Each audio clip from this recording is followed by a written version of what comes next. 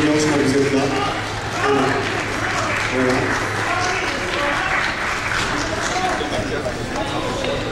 Comme je dis souvent, j'ai été à l'école et pendant très longtemps j'ai eu des étoiles, plein d'étoiles, mais elles étaient blanches et je me suis dit simplement que si nous avions des étoiles de toutes couleurs, ce serait fantastique pour faire tomber les préjugés.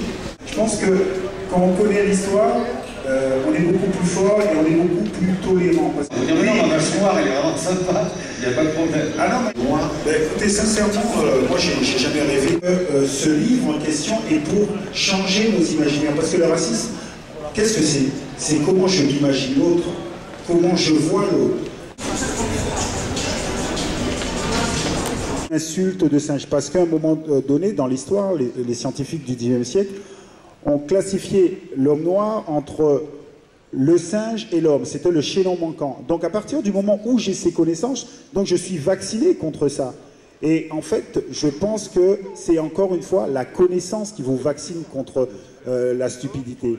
Et donc, à preuve du contraire, moi je ne suis pas un singe. Donc que les gens font du bruit de singe, ça c'est leur problème.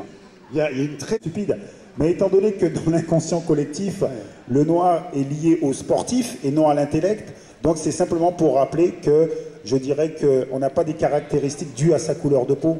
Je crois que chaque être humain... Ce qui est très important, c'est qu'au même moment qu'il y a l'esclavage aux Antilles, il y a le servage en France. C'est-à-dire qu'en France, il y a une minorité qui opprime une majorité. Et le système du servage et de l'esclavage est très proche.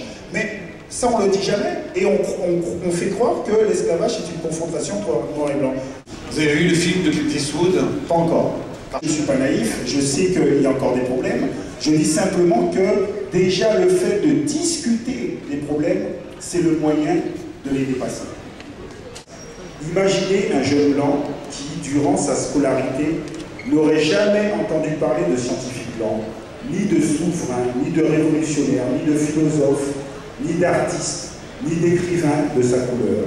Un univers où tout ce qui est beau, profond, délicat, intelligent, serait uniformément noir, et où Dieu, l'être suprême, serait aussi noir.